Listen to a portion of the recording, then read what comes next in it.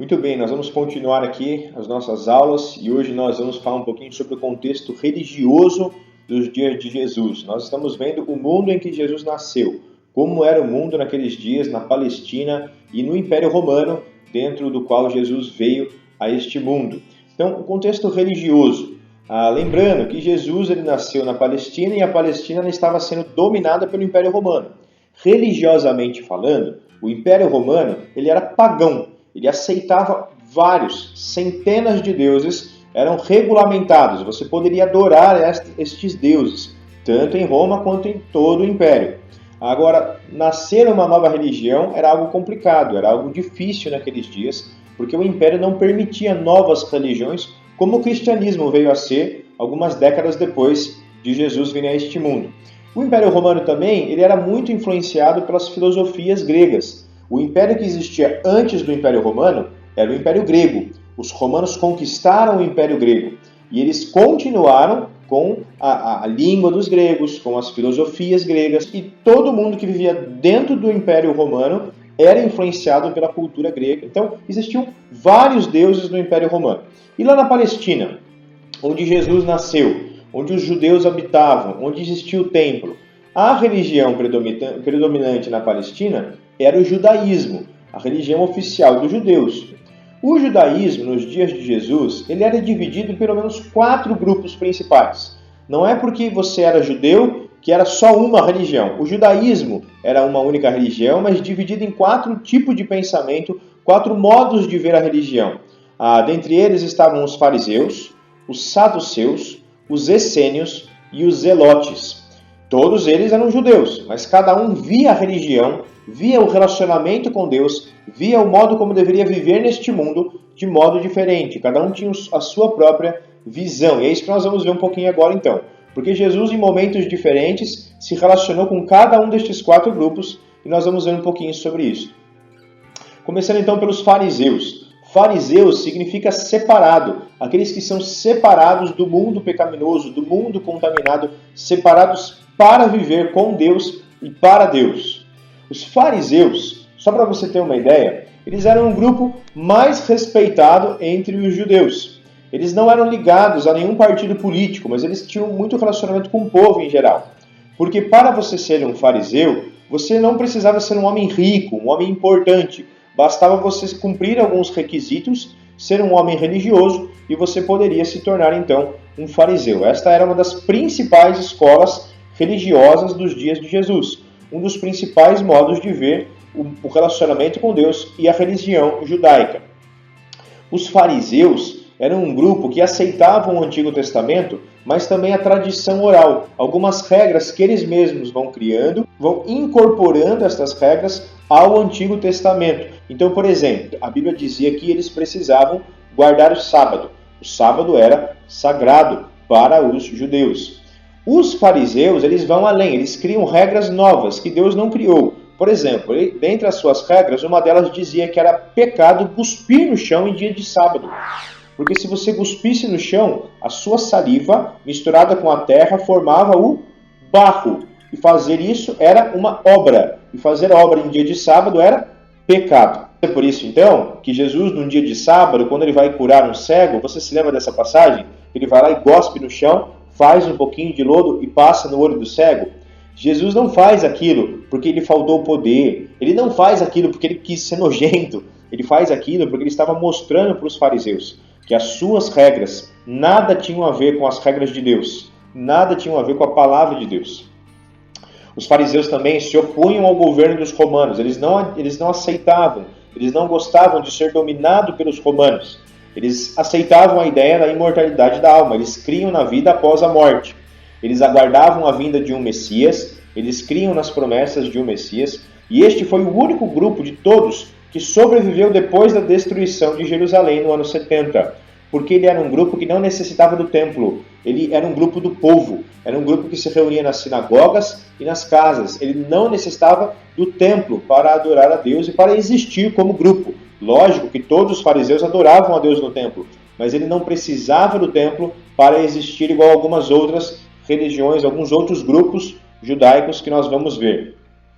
Jesus ele vai então ter vários embates com os fariseus, como eu já citei, quando ele gospe no chão, faz um pouquinho de barro para curar um cego. Mas em outros momentos, Jesus ele vai ter vários confrontos com os fariseus. Mateus capítulo 23 mostra uma série de ais, uma série de puxões de orelha que Jesus dá nos fariseus. Dentre eles, vejamos, Mateus 23, 13. Ai de vós, mestres da lei e fariseus, hipócritas! Vocês fecham o reino dos céus diante dos homens. Vocês mesmos não entram, nem deixam entrar aqueles que gostariam de fazê-lo. Olha o que Jesus está dizendo para eles, que com as suas regras, eles estavam afastando as pessoas do reino de Deus, ao invés de aproximá-las. E eles mesmos não estavam entrando no reino de Deus com aquelas atitudes de incorporar regras à palavra de Deus. Ainda, nessa série de puxões de orelha, Jesus diz, ai de vós! Vocês devoram as casas das viúvas e, para disfarçar, fazem longas orações. Por isso serão castigados severamente. Olha o que Jesus está dizendo. Vocês vão na casa das viúvas para roubar dinheiro delas e fingem que são piedosos. Fazem orações longas, pomposas, bonitas. Você já viu isso em algum lugar? Essa prática existia naqueles dias também. Ainda no capítulo 23, Jesus diz para eles, vocês percorrem a terra e mar para fazer um convertido a vocês, ao farisaísmo. E quando conseguem, vocês o tornam 2 vezes mais filhos do inferno do que vocês são. Olha as palavras duras de Jesus para os fariseus. Por isso que Jesus já havia dito várias vezes que nós não podemos acrescentar nada à palavra de Deus. A palavra de Deus é suficiente, ela é viva, ela é eterna. E os fariseus acrescentavam regras à palavra de Deus. E Jesus fica muito bravo com eles. Ainda no capítulo 23 de Mateus, vocês, fariseus, dão o dízimo da hortelã, do endro, do cominho, mas têm negligenciado os preceitos mais importantes da lei.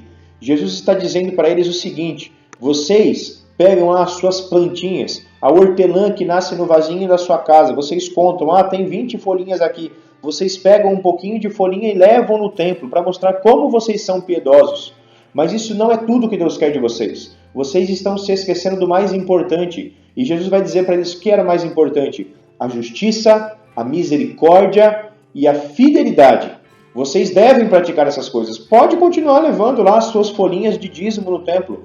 Mas, sobretudo, não se esqueçam da justiça, da misericórdia e da fidelidade a Deus. Um outro texto, Mateus 23, 27 e 28. Vocês são como sepulcros caiados. Sepulcro caiado era onde a pessoa era enterrada, um sepulcro mesmo, e pintado com cal. Eles não tinham assim muito mármore, as pessoas não eram ricas, igual muitos são hoje, né, que fazem aqueles túmulos bonitos com pedras de mármore, placas de ouro. A maioria das pessoas não tinha recursos para fazer isso, então elas simplesmente passavam cal, tinta branca com cal, para que deixassem o sepulcro um pouquinho bonito. E Jesus está dizendo, vocês são sepulcros caiados. Olha só o que ele diz, vocês são bonitos por fora, mas por dentro estão cheios de ossos e de todo tipo de imundícia. O sepulcro, ele era até bonitinho por fora quando você pintava ele com cal, mas por dentro, o que havia lá dentro? Morte. E ele está dizendo, vocês estão espiritualmente mortos. Vocês têm várias regras. É muito lindo a sua religiosidade, as suas orações em público, mas vocês estão espiritualmente mortos. Essa é a acusação de Jesus para os fariseus. Assim são vocês. Por fora parecem justos para o povo, mas por dentro estão cheios de hipocrisia e maldade. Estes então eram os fariseus. Um outro grupo, dentro do judaísmo, eram os saduceus. Os saduceus, eles pertenciam ao partido da família sacerdotal. Eles vêm de Zadok, um importante líder religioso ali dos judeus. Os saduceus, diferente dos fariseus, eles não eram um grupo do povão, não. Eles eram um grupo dos homens ricos e importantes. Para você ser um saduceu, você precisava fazer parte da elite de Israel. Eles tinham a confiança não do povo, mas a confiança dos homens ricos, dos poderosos. Por isso, então, eles também aceitavam o governo dos romanos. Lembra que os fariseus, eles não aceitavam os romanos impondo sobre eles as suas regras. Mas os saduceus, por serem o partido, ou melhor, o grupo religioso da elite, eles aceitavam os romanos, eles queriam ficar bem com aqueles que eram poderosos e ricos. Diferente dos fariseus, os saduceus não aguardavam o Messias. Eles não criam que o Messias viria para reinar sobre Israel. Também não aceitavam a ideia da imortalidade da alma, nem da ressurreição do corpo. Lembre-se, os fariseus acreditavam que a alma é imortal e que um dia todo o corpo seria ressuscitado por Deus. Os saduceus não acreditavam nisso, não acreditavam em ressurreição final. Pregavam a liberdade ilimitada da vontade humana. Nós podemos viver e devemos aproveitar esta vida, porque depois dessa vida não tem nada para nós. Comamos e bebamos, porque amanhã morreremos. Eles aceitavam apenas a lei de Deus. Eles não concordavam com os fariseus nas suas regras que vinham além da Bíblia. Mas eles interpretavam a Bíblia de um modo diferente dos fariseus, como eu disse, não acreditando, por exemplo, na vida após a morte. E eles se preocupavam mais com a política do que com a religião. Jesus também vai ter vários confrontos com eles. Mateus capítulo 22, versículo 23, Jesus diz assim: no mesmo dia, a palavra de Deus diz assim: no mesmo dia chegaram junto dele os saduceus, que diziam não haver ressurreição, e o interrogaram. Percebe o texto bíblico aqui dando esse destaque? Então, quando você ler na Bíblia sobre os saduceus, lembre-se disso. Eles eram os ricos, os poderosos, aqueles que aceitavam o Império Romano e eles não acreditavam na vida após a morte. Eles vão ter várias discussões com Jesus acerca deste assunto. Mateus capítulo 3, versículo 7, João Batista chama eles de raça de víboras. Eles eram tão ruins quanto os fariseus na sua interpretação. Mas eu quero convidar você agora a abrir em Marcos capítulo 12. Eu quero ver com você uma das discussões dos saduceus com Jesus. Marcos capítulo 12, versículo 18 a 27. Eu vou ler. Depois, os saduceus, que diziam não haver ressurreição, aproximaram-se dele com a seguinte pergunta: Mestre, Moisés nos deixou escrito: se um homem morrer e deixar a sua mulher sem filhos, o seu irmão deverá se casar com ela, com a viúva, e ter filhos para o seu irmão falecido. E aqui eles vão trazer uma pegadinha para Jesus. Uma vez que eles não acreditavam na ressurreição corpórea, eles se acham muito inteligentes e intelectuais, eles vão fazer a seguinte pergunta para Jesus. Uma mulher se casou, não teve filhos e o marido dela morreu. Ela então se casou com o seu irmão, não teve filhos e o seu irmão morreu. Ela se casou com outro irmão, esperando ter filhos deste outro irmão. Este irmão não teve filhos e morreu. Isso aconteceu 7 vezes. Essa é a pergunta deles para Jesus. Versículo 22. Nenhum dos 7 irmãos deixou filhos. Finalmente morreu também a mulher. Aqui a pergunta. Na ressurreição, de quem ela será esposa, visto que os 7 homens foram casados com ela? Percebe aqui a malícia deles? Eles estão dizendo assim, já que você diz que vai ter ressurreição, já que você diz que você é a ressurreição, já que você diz que as pessoas vão ressuscitarem, e vocês interpretam assim no Antigo Testamento também, responde essa pergunta, Jesus. Essa mulher se casou com 7 homens, nenhum deles, todos eles casamentos legítimos segundo a lei, nenhum deles teve filhos. Quando ela ressuscitar, a qual homem ela pertencerá? Percebe a malícia? Olha a resposta de Jesus. Jesus então respondeu: vocês estão enganados, porque vocês não conhecem as Escrituras, nem o poder de Deus. Quando os mortos ressuscitam, não se casam nem se dão em casamento, mas são como os anjos dos céus. Em primeiro lugar, Jesus está dizendo, o erro de vocês é que vocês não sabem ler as Escrituras direito. E ele está dizendo, quando as pessoas ressuscitarem, elas não pertencerão mais umas às outras. O marido não pertencerá à sua antiga esposa, a antiga esposa não pertencerá ao marido. Todos os seres humanos que ressuscitarem serão como os anjos, eles não pertencerão a ninguém, a não ser a Deus. Não haverá mais esse pacto matrimonial. O pacto matrimonial, ele é dado até que a morte os separe. Mas ele vai continuar a resposta, versículo 26. Quanto à ressurreição dos mortos, vocês não leram no livro de Moisés, no relato da sarça, como Deus falou com ele? Versículo 26 ainda. Eu sou o Deus de Abraão, o Deus de Isaque e o Deus de Jacó. Vocês não leram isso? Ele não é Deus de mortos, mas Deus de vivos. Vocês estão muito enganados. Olha a resposta de Jesus para eles. A resposta de Jesus é a seguinte. Vocês não sabem ler. Jesus está pegando muito pesado com eles. Eles estavam se achando, eles se achavam intelectuais. superiores. E a resposta de Jesus é: o erro de vocês não é simplesmente não acreditar na ressurreição. O erro de vocês é que vocês não sabem ler. Porque Moisés não disse, quando Deus falou com Moisés, ele não disse, eu fui o Deus de Abraão, eu fui o Deus de Isaac e eu fui o Deus de Jacó. Antes ele disse, eu sou o Deus de Abraão, eu sou o Deus de Isaac, eu sou o Deus de Jacó. O que isso significa? Significa que Jesus está mostrando para eles e lembrando para eles que quando Deus fala isso para Moisés, Abraão, Isaac e Jacó continuavam existindo depois da morte. Eles já haviam morrido séculos antes de Deus falar com Moisés. Mas quando Deus fala com Moisés, Deus não diz assim, eu fui o Deus de Abraão. Ele diz, eu sou o Deus de Abraão. Porque em algum lugar Abraão continuava vivo e Deus continuava sendo o Deus dele. Jesus está dizendo, então, o erro de vocês não é apenas não acreditar. O erro de vocês é não saber ler direito as Escrituras. Gente, os saduceus ficam muito bravos com Jesus com essa resposta, mas eles não têm como contra-argumentar Jesus e ficam em silêncio. Um outro grupo de judeus eram os essênios, chamados filhos da luz. Os essênios, eles eram um grupo de homens que vêm do farisaísmo, mas eles queriam ainda ser mais rigorosos no seu relacionamento com Deus, e por isso eles se separam dos fariseus. Eles surgem então dessa divisão dos fariseus.